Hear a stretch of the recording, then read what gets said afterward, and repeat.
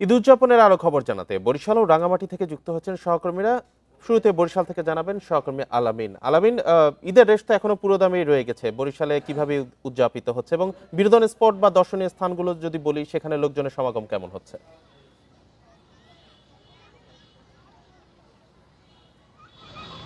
আসলে ঈদের শুরু থেকে অর্থাৎ ঈদের প্রথম দিন থেকে কিন্তু আমরা দেখছি যে ঈদের প্রথম দিনে কিন্তু আসলে বৈরী আবহাওয়া ছিল। তারপরে কিন্তু আসলে বরিশালের যে বিনোদন কেন্দ্রগুলো রয়েছে সেখানে কিন্তু আসলে মানুষের এবং বিনোদন প্রেমীদের কিন্তু আসলে উপচে পড়া ভিড় ছিল। এই মুহূর্তে আমি রয়েছি বরিশালের প্ল্যানেট ওয়ার্ল্ড শিশু পার্কে। এখানে কিন্তু আসলে বিকেলের পর থেকেই আমরা দেখছি যে আসলে মানুষের কিন্তু আসলে ঢল নেমেছে। এখনো কিন্তু গেটের সামনে কিন্তু দীর্ঘ একটি লাইন আমরা দেখে এসেছি যে আসলে আগের মতোই clean. Berger easy clean fresh, দেয়ালে দাগ থাকবে না, রাখবে সুরভিত। সেখানে কিন্তু মানুষ অপেক্ষমান রয়েছে টিকিট কাটার জন্য শিশুদের নিয়ে, এবং এক এক করে কিন্তু তারা আসলে দুটি গেট থেকে তারা ঢুকছেন। এবং এই যে শিশু পার্কটি রয়েছে এটি কিন্তু আসলে শুধুমাত্র শিশুদের জন্য নয়, এখানে যারা বয়স্ক থেকে শুরু করে নানান বয়সের মানুষ কিন্তু এখানে আসছেন। বিশেষ করে অভিভাবকরা কিন্তু তাদের শিশুদের নিয়ে এই পার্কে ঘুরতে আসছেন। এখানে কিন্তু সব মিলিয়ে প্রায় 10টির মতো রাইড রয়েছে।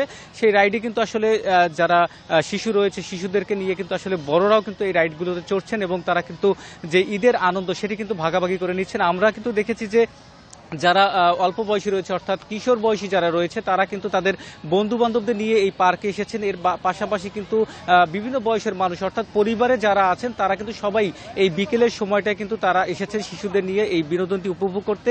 এই মুহূর্তে যে পরিস্থিতিটি রয়েছে অর্থাৎ এখানে কিন্তু মানুষের ভিড় আরো বাড়বে। বেলা বাড়ার যে বিকেলের পরে কিন্তু আসলে সন্ধ্যার দিকে কিন্তু মানুষের ভিড় আরো বাড়বে। এছাড়া বরিশালের পাশেই রয়েছে কিন্তু মুক্তিযোদ্ধা পার্ক রয়েছে, বরিশালের ব্লেস পার্ক রয়েছে, এর পাশে কিন্তু গ্রিন সিটি পার্ক রয়েছে।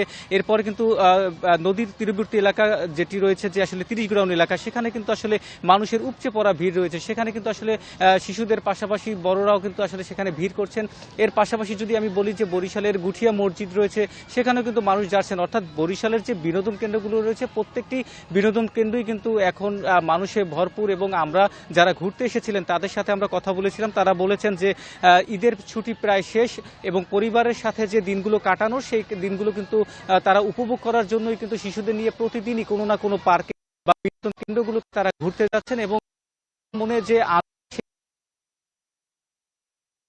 এখানে নিয়ে আসছেন। এর পাশাপাশি কিন্তু তারা যেটি বলেছেন যে আজকে ঈদের তৃতীয় দিন, এরপরেই কিন্তু আসলে ঈদের যে আমেজ সেটি কিন্তু আসলে থাকবে না। অর্থাৎ কাল থেকে কিন্তু আসলে ঈদের ছুটি শেষ হচ্ছে। সেই ছুটিতে যে যার কর্মস্থলে আবার ফিরে যাবেন। নারী টানে যারা বাড়ি ফিরেছিলেন তারা কিন্তু আসলে আবার সেই কর্মস্থলে ফিরে যাবেন। সেই ক্ষেত্রে কিন্তু যে আজকের দিনটি কিন্তু তারা পাচ্ছেন এবং এই আজকের দিনটি তারা স্মরণীয় করে রাখতে এবং শিশুদের মনে আনন্দ দিতে কিন্তু আসলে তারা সব মিলিয়ে কিন্তু ঘুরতে বেরিয়েছেন। এবং এই ঘোরা কিন্তু আসলে রাত পর্যন্ত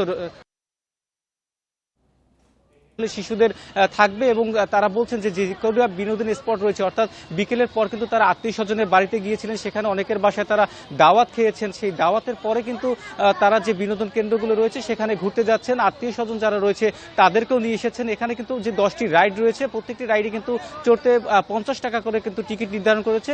সুলভ মূল্যে আসলে এইসব রাইডে কিন্তু চড়তে পেরেও যারা আসছেন তারা কিন্তু খুশি প্রকাশ করেছেন। তারা বলছেন যে আসলে স্বল্প মূল্যে কিন্তু তারা যে রাইডগুলো রয়েছে সেগুলো কিন্তু তারা চড়তে পারছেন। সব মিলিয়ে কিন্তু আসলে বরিশালে প্রত্যেকটি বিনোদন কেন্দ্রেই কিন্তু আসলে মানুষের উপচে পড়া ভিড় রয়েছে। তো এই ছিল আমার কাছে বরিশাল থেকে।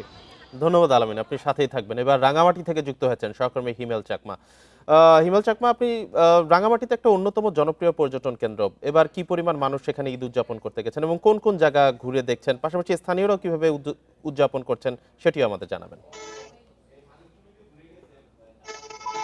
রাঙ্গামাটির যে পর্যটনের যে অবস্থা, আমরা বিগত যে ঈদের পর ঈদের দিন থেকে আমরা দেখতে পাচ্ছি যে রাঙ্গামাটিতে যে সমস্ত পর্যটন স্পট গুলো রয়েছে, আমি যদি বলি ঝুলন্ত সেতু, পলুয়েল পার্ক, আরণ্যক সহ অন্যান্য যে প্রাইভেট যে পর্যটন স্পট গুলো রয়েছে সেগুলোতে টুরিস্টদের সংখ্যা বিগত সময়ের সেই বেশ সৌন্দর্যজনক বলছেন। আর একটা বিষয় হচ্ছে, আমি বর্তমানে যে জায়গায় দাঁড়িয়ে আছি এটা হচ্ছে সড়ক ও জনপথ বিভাগের একটি পার্ক, যেটা হচ্ছে লেক ভিউ গার্ডেন বলা হয়।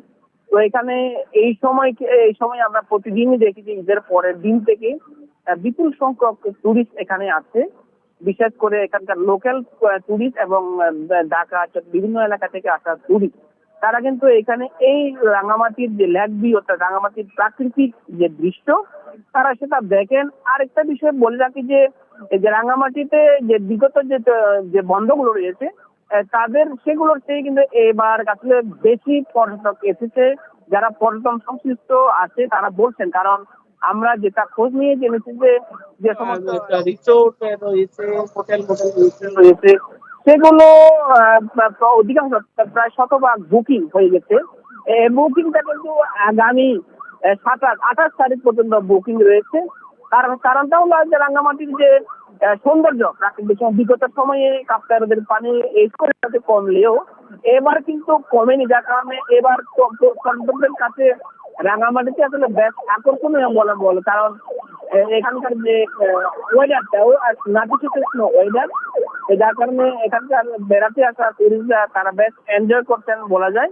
তা আমরা দেখতে পাচ্ছি যে আসলে সকাল টাইমে এবং বিকাল টাইমে টুরিস্ট স্পট গুলোতে আসলে বিপুল সংখ্যক টুরিস্ট কিন্তু আগমন করছে। পাশাপাশি আমরা যদি সাজেকের কথা যদি বলি, সাজেকেও কিন্তু এবার কিন্তু আসলে প্রচুর সংখ্যক শতভাগ বুকিং, মানুষ যে একেবারে কানায় কানায় পূর্ণ পর্যটন স্পট গুলোতে। তো এইটা কিন্তু আজকে আমি যদি এখনকার চিত্রটা যদি বলি, সেই সংখ্যাটা কিন্তু সন্ধ্যা 7টা-8টা পর্যন্ত কিন্তু এই সমস্ত টুরিস্ট স্পট গুলোতে কিন্তু প্রচুর সংখ্যক টুরিস্ট কানায় কানায় পূর্ণ থাকেন। পাশাপাশি এখানে নৌপথের কিন্তু ভ্রমণ আমরা দেখতে পাচ্ছি যে সুবলং জন্য এলাকায় নৌ ভ্রমণটা কিন্তু বেশ লক্ষণীয়। এখানে শত শত টুরিস্ট বোট পর্যটক নিয়ে তারা গন্তব্যে যাচ্ছেন, বিভিন্ন দর্শনীয় স্থানগুলোতে যাচ্ছেন।